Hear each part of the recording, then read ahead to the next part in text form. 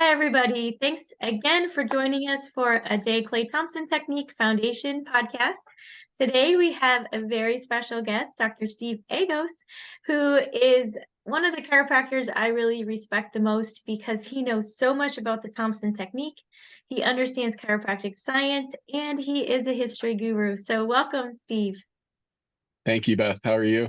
I'm good. I'm so happy that you could take time to join us. I know you're really busy. Can you start off, just kind of introduce yourself and tell everyone what you do at Cleveland? Yeah, my name's Steve, like you said. At Cleveland, I've been here for 15 years at Cleveland University, which is in Kansas City. In the chiropractic program, I've been a clinician and a classroom teacher, and then my current role is as assistant dean of chiropractic education. It's a kind of a cool position because I'm able to do a lot of administrative things like supervise teachers, help teachers teach better, and do all that sort of thing.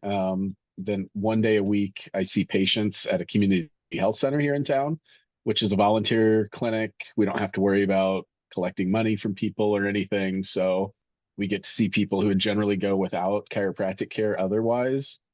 And then for the last just about 15, maybe 14 years, I've taught both our history course here as well as Thompson Technique, of course, as well. And then as far as like my chiropractic background, I'm a Palmer graduate and I graduated way back in 2000. So it's been 23 years that I've been doing this, which seems like yesterday. So I'm Yeah. sure you know that feeling, right? Well, so last year we had the Association for the History of Chiropractic conference at Cleveland, which was really Yeah. special. And we got a tour of the college because there's a lot of great things happening there. And then you were showing us some of the research that you are doing with the drop table. Can you kind of tell us a little bit about that? Yeah. So we were one of the first schools. I think we were maybe the second school. I think Parker, well, in the United States. So let me backtrack. So we have what's called a force sensing lab on campus, and that is technology that was made by Canadian Memorial Chiropractic College a number of years ago. And this kind of stuff has been around for a long time in chiropractic, but having force tables and then crunching the data that comes from them is really complicated and it's not very user friendly. And so what Canadian Memorial did a number of years ago is put together basically a package where you buy the table from them. The software is already in place. There's all sorts of receivers and things that crunches all the data and then basically gives you a graph of what you're doing in real time. And so I think Parker was the first school in the United States to start using that technology. And then we found out about it through them and quickly adopted it. And we have 4 tables currently. We might be getting a fifth table, I believe.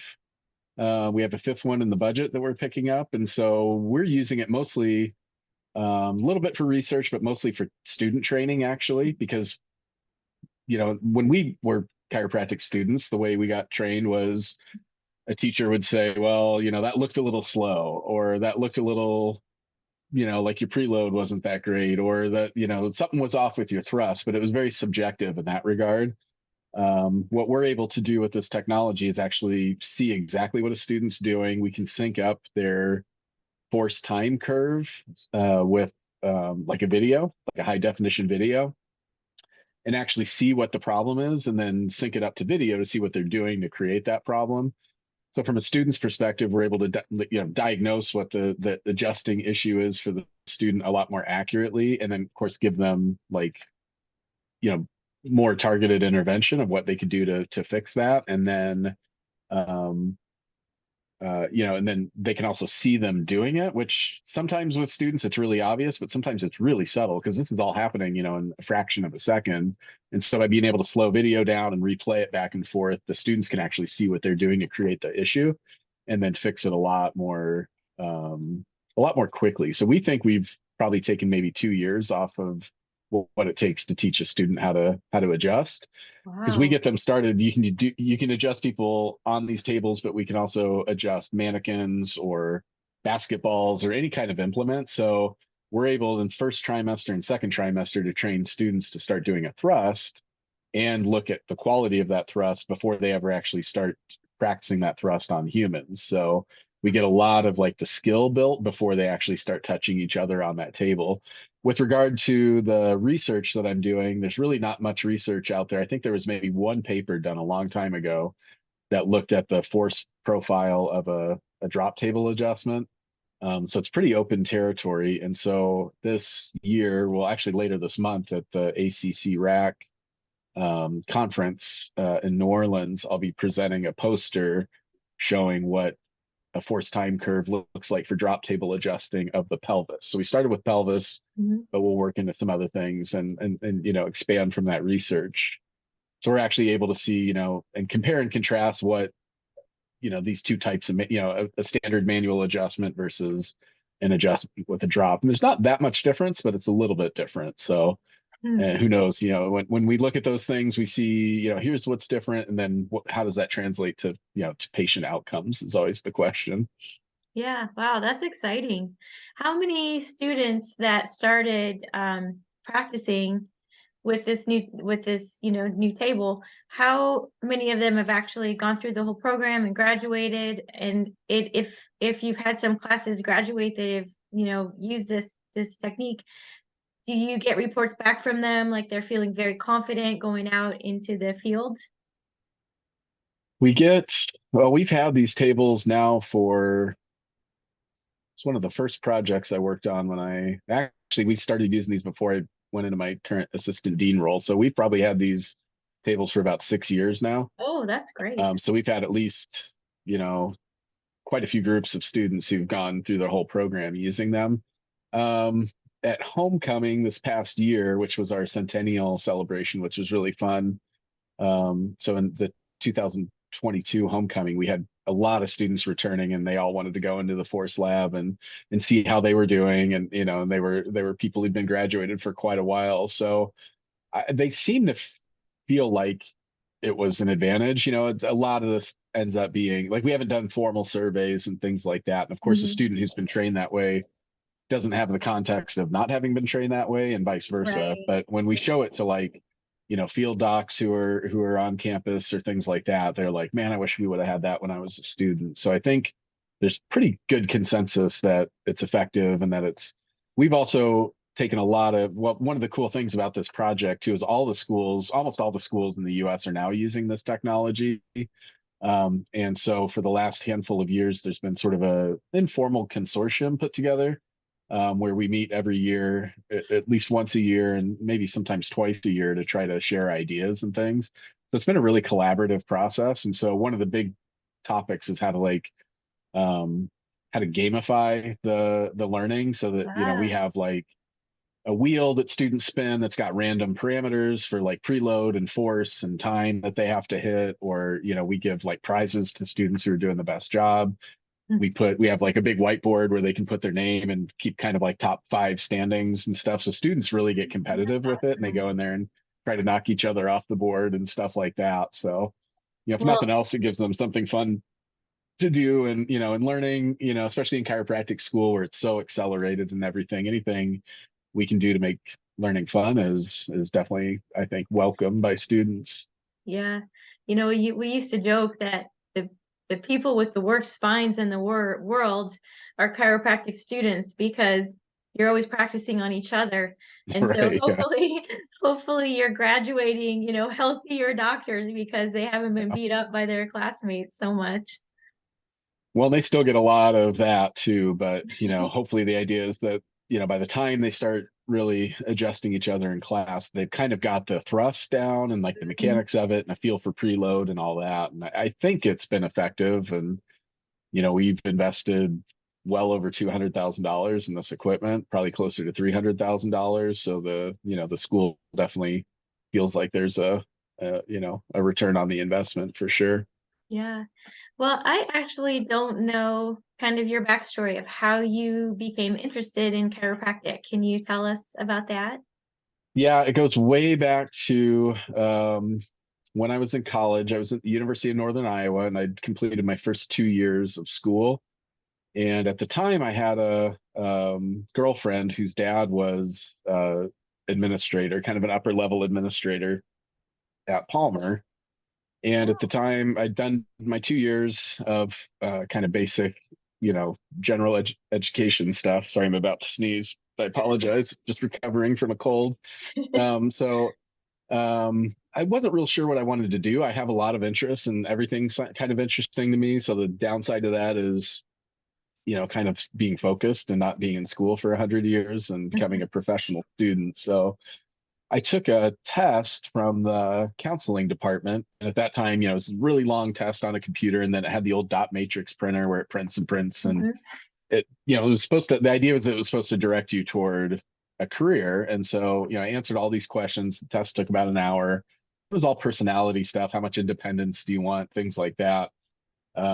And it gave me two options. One was interior design, which if you Really? can see the background back here, you can tell it's, not exactly my forte. And then the other option was chiropractic. And I was like, well, the only thing I'd ever heard about chiropractic was occasionally it being mentioned on TV shows and always in a negative light, And so I had no previous experience with it. And so, given that my girlfriend's dad was an administrator at Palmer, I talked to him and he really did a good job of saying, this isn't like an easy career. So, make sure you know what you're getting into. Like it's not a job, it's very much a calling more so than anything. It's a service position. So I did a lot of research. Thankfully, at that time, I mean, this would have been probably 1995. Mhm. Um, and so, this is pre-internet as we know it. And so there Yeah. wasn't thankfully there wasn't the information out there, like the misinformation that probably would have talked me out of this career. So I actually went to the library and checked out some books and went to bookstores and read books and of course went to Palmer and got tours. And I was timed really well because 1995 was the chiropractic centennial. So my Right. first seminar I ever got to go to was like the Oh, biggest event that's ever. And I awesome. basically had a backstage pass to meet, all the big name speakers who are still around and stuff, Wow, that's and then awesome. the second event I ever went to was after I became, I enrolled at Palmer in 1997. So then my second event I got to go to was Palmer Centennial, which was, I got Cool. kind of spoiled on seminars, right off the bat. So long story short, it kind of directed me toward that idea. I started to look into chiropractic and research it. I really like the idea of helping people, but doing it without a lot of like interventions, medical interventions. I mean, there's a time and place for everything, of course, but it just really appealed to me more on I don't know if philosophy is the right word, but like certainly the idea behind it and what you can do with, doing a lot with very little in terms of resources appealed to me.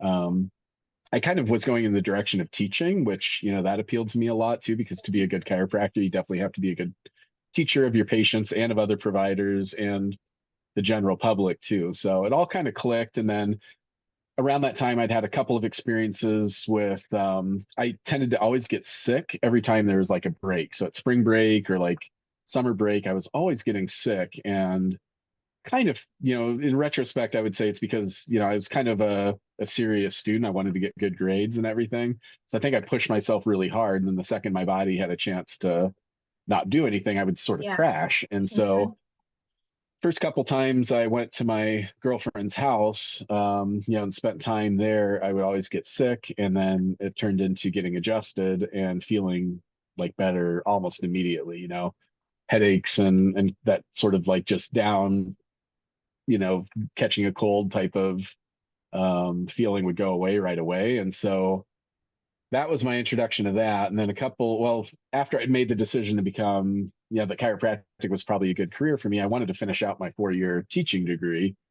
So I did that. And then along that way, I had a really bad case of acute low back pain. It gave me a lot of trouble. And this time I didn't get the typical kitchen chair side of the couch adjustment I'd gotten from my girlfriend's dad. We always give the best care to the people that are closest to us, right? So I Yeah. went to a real office, and the guy in Cedar Falls, Iowa, close to the college, used a drop table, and I'd never been exposed to that type of adjusting. It was funny because I walked out of his office. My only couple of experiences with being adjusted had been like almost immediate turnaround, where I just felt like $1 million an hour later, which is not great because that's not realistic, as we know with normal people. That just isn't super normal. So um, so I had come out of this office thinking, oh my gosh, this guy did all these adjustments and this table was making all this crazy sound and didn't do anything because my back hurt just as bad. And I was really kind of bent out of shape for the rest of the day. Of course, I started to question, you know, am I making a good decision with my career? You know, brought up a lot of things. And then the next day I woke up and I was like 97% better, which is still pretty unrealistic, That's as we still know. really But good. Yeah. I still, but then I was like, okay, there's something to this, and that just really appealed to me. I really like hands-on adjusting, but um, the traditional stuff of like side posture and things like that isn't always appropriate for everybody. So I really like the idea of being able to use hands-on manual adjusting, but still have a mechanism there to kind of like, you know, help out, assist with the adjustment. So that worked out really well for me. And, many years later, I went down the path of becoming an instructor and all that business. Yeah. Yeah. For those of you that are listening, if you're not from Iowa, UNI is the like teaching college in Iowa. So, you had a good education there for sure for Yep. teaching. Yep. Are you from Iowa originally? Kind of, yeah. My dad used to work for Firestone Tire Company, Oh, which they yeah. had a big plant in Des Moines. So we moved around a lot when I was a kid, including spending almost 7 years overseas Oh, nice. when I was in middle school and high school. So I actually graduated high school in Rome, Italy, Oh, and then moved poor back you to poor since guy. yeah, I know it Yeah. was really bad. So and Des Moines was the last place my family had been, so we still had like in-state tuition and all that business. Nice. So I have an older brother and an older sister who both went to UNI, so I followed in the family tradition, and that's how I ended up at Palmer and stuff too, which that all worked out well for me. Yeah. Well, I think you're known as much for your expertise in our history as you are for technique. So how did you become the guru of chiropractic history? Because truthfully, like I have found papers and things that you've written and used them for my classes. So you have a lot of stuff out there. So how did that kind of grab your interest? Yeah, I think I had a little bit of a interest in history, just like even in high school and stuff like that. I had good history teachers who kind of more told stories about like the history was became a storytelling thing rather than like fact after fact after fact. So I had some good mentors, and then going to Palmer, I think, is where I really got interested in history. We had a fun and kind of like, um, well, our chiropractic history class was really with Dr. Oh gosh, his name is going to escape me right now.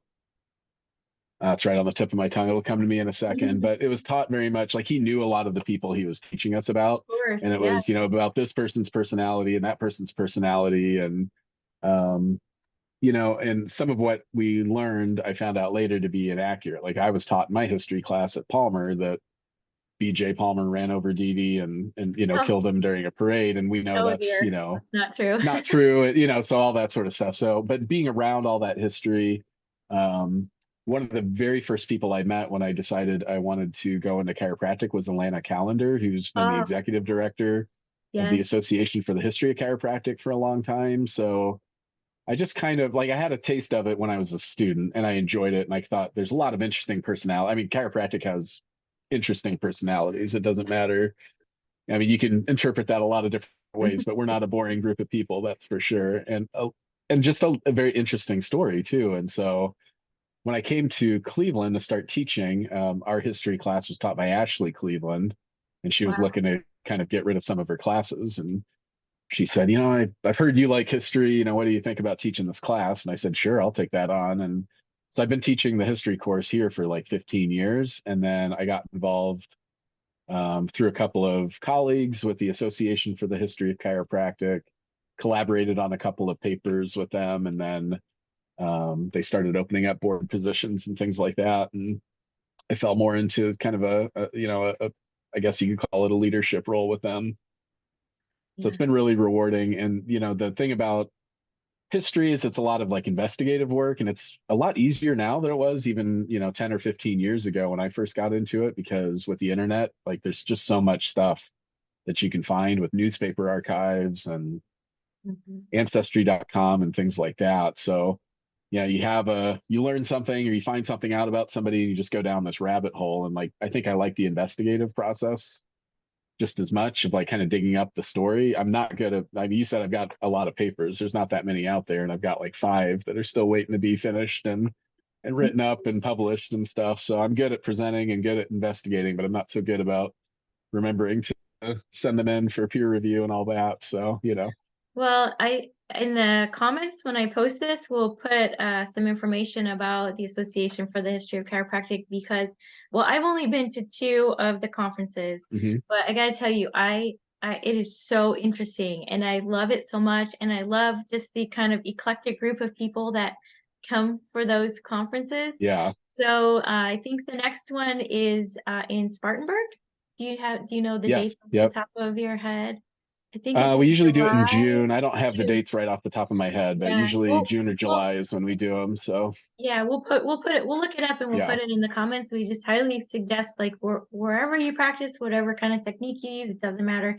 You will love this group and you will love coming to the conference. So yeah, it's a shout really out. Yeah. passionate group, and the stuff that people dig up, like, I mean, people think, man, history conference is going to be so dry, and like people really work quite hard on their presentations, and I think I'm always blown away. I'm trying to take notes so fast, and the main thing for me though is I'm sitting there thinking about my course materials, going, man, I gotta go back to work and like revise everything and re-reference everything, and but the idea, like when people have this idea that history is just this like static thing, that's really far from the truth, especially with chiropractic, because even, I mean, daily people find letters or they go to an estate sale and find a box of, surprise, there's a whole bunch of stuff from an early chiropractor in here. And, Yeah. we're constantly learning and, knowing more and more and more about history. And it's, in my opinion, most of it's relevant to, where we are today and what our strengths and weaknesses and stuff are today. So I think it's really a multifaceted thing that's worth it for people to get into. Yeah, I agree. So this week, so when my grandpa developed the very first prototype for the full spine drop table, BJ took that to Sarasota. And so when the Sarasota BJ Museum closed, Kim Williams, Dr. Sid Williams' daughter, graciously gave that table back to our family. So it's been sitting in my basement, and I'm like, oh, I don't really want to part with it. But this week, this week, I am Thursday taking it up to Palmer. So she's coming back home again, which I That's know cool. is what my grandpa and what BJ would want. And when we look at the history of that table, initially my grandpa built that table in what he called Mr. Nip's machine shop. Hmm. And I don't even know if Mr. Nip, like Nip is the first name or the last name, Yeah. but they tried to make the tables originally on their own, but they couldn't afford to. So then that's when the patent got turned over to Williams Oh, okay. Manufacturing. But I know you do know a lot on the history of the headpiece, and how the headpiece, kind of the patent belonged to the college and all of that. And so I know that when my grandpa first developed that first top headpiece, the patent went to the college. And this is kind of a little known story, but the guy, A.R. Peterson, who I think he developed the synchromere, like it was like a dual probe Hmm. infrared instrument. He Okay. actually built like a headpiece. He copycatted the original first drop headpiece. Hmm. He started selling them across the street from Palmer. And then they weren't very good. And so then the reputation of those headpieces was kind of going downhill, and BJ was furious with them. And so my grandpa and BJ had to replace all of those that he sold. They had to replace all Oh, of wow. those. And then he took off and he went to Canadian Memorial College. And I don't know if it was at that point that he collaborated with like Dr. Himes and some other doctors, and then they put together that booklet, Segmental Neuropathy, which I think is one of the best texts for instrumentation. But it's Oh, okay. Yeah. like you said, our history is just so interesting. Like you just pick one little part of it, and it's just like there's a story that you can go off on like a Yeah. rabbit hole, for this thing or that thing. But yeah, so I know you have some treasures, don't you, for the drop headpiece? Don't you have one Yeah. of the original? got one of the original portable ones. Doesn't really work too well because they're kind of opposite of the way drops work today. They it was almost like a resistance device. So like almost I think the intent was probably to control how deep you thrusted because the way those worked is you'd thrust down and once the table like went down or once the drop went to a certain point, it would hook and like stop moving. So it wasn't like it was very different. And those hooks broke off constantly. So that was something I'd heard in an interview with or read in an interview with your grandfather one time as he was talking about how he was constantly fixing and welding these little hooks back on and stuff. So I've got one of those. And then I've got, when we moved, so the college, when I first started here, we were at our older location, which is over in Missouri. And then we moved about 6 or 8 months later. And we had a whole room full of like tables that had not been cared for and things like that. I got a call from Dr. Cleveland. And he said, since you're into history, if you want to go down there and see if there's anything in there you want to grab, feel free to have any of that stuff. So I walked out of there with two old cast iron 420 tables, one of which I still have. Wow. One I passed on to a student, and then there was an upper cervical HIO table that has the drop integrated into it.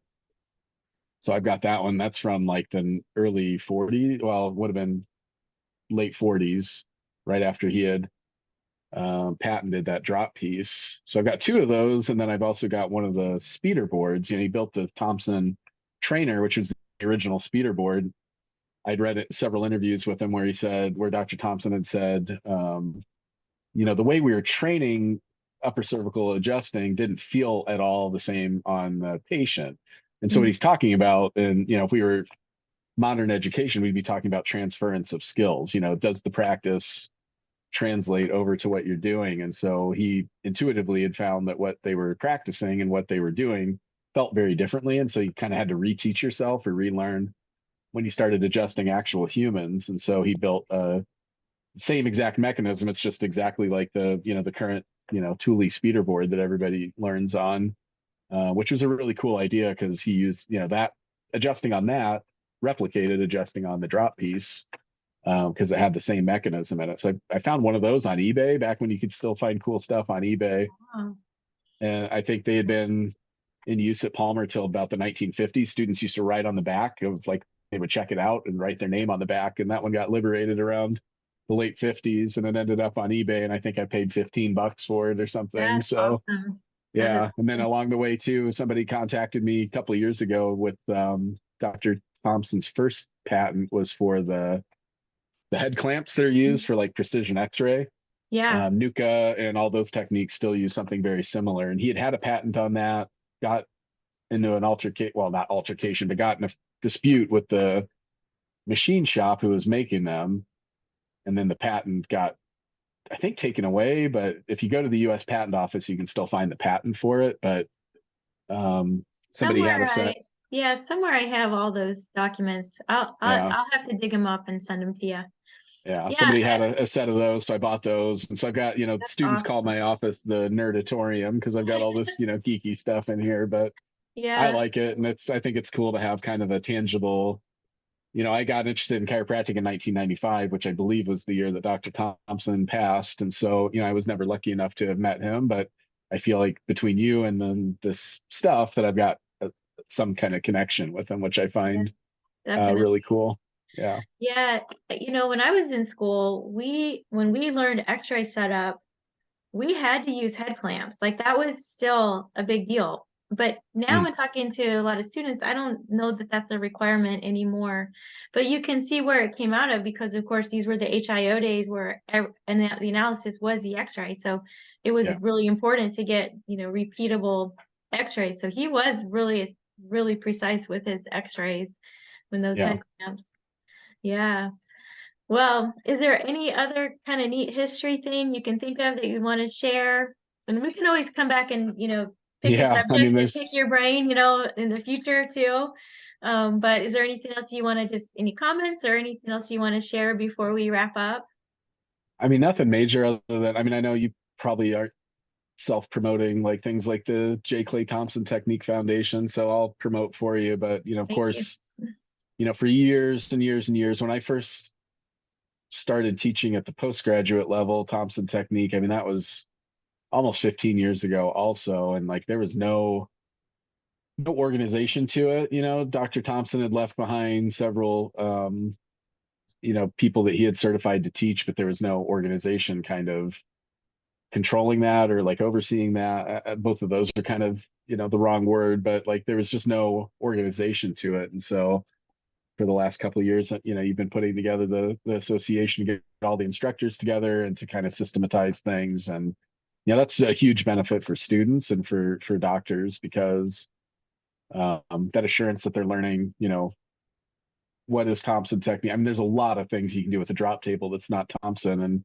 even Mm. Dr. Thompson was really cool with that. He collaborated with so many people and who built from his technique. But the foundation's a really cool thing that puts all the instructors together and kind of is systematized and given, sort of a base of what a Thompson education should be and what it takes to get certified and all of that. So for, anybody who's bothered to listen to this interview should definitely be members of the foundation because, there's a huge mission to preserve this work, to make sure it's being taught in a systematic way to, there's so many advantages to students that, what I run into a lot is people who go, man, I was never really into drop tables because like I got blasted by, a doctor once on it and, it really didn't work for me and it hurt. And, so there's a lot of ways to do it wrong or to kind of approach things not so great with that. So, I'm really excited to be involved with the foundation that has,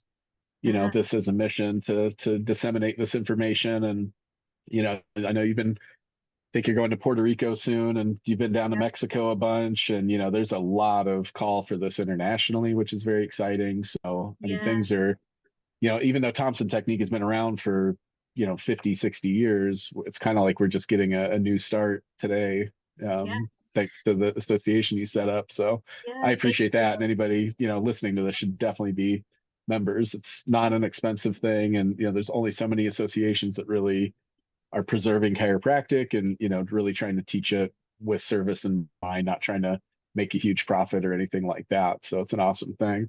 Mhm. Well, thank you. And I am so honored that you're on our board and you contribute so much because, you have that you come from that academic, background, which we need that, and we need to get input from, people that just practice in the field, people that are in education. We need all of that to make sure that this technique is preserved. So you're a treasured and valued member of what we're trying to accomplish here. So thank you so much. Well, I just want to say thank you. I will probably ask you in the future, maybe when things slow down, let's pick a topic of history that you could talk on, and we'll share that Yeah, totally. on Yeah. the page. And I'm hoping that you can come in person to the conference this July. But if you can't, I know you'll send us a video. So either way, just thank you for all you do for chiropractic, more beyond the Thompson technique, just everything you do for chiropractic. Really appreciate all that you're doing. So thank you so Yeah. much. Thank you. I'll definitely be at the conference in person. So Great. yeah, Awesome. yeah, that'll be great. Okay. Well, thank you so much, everyone. All right, Please, Beth. um, you know, please check out our J. Clay Thompson Technique Foundation Facebook page. In the notes, I will put a link for our conference July 7th and 8th in Davenport. Thank you, Dr. Steve. Love you, appreciate you, and see you guys next time. All right. See ya. Bye-bye.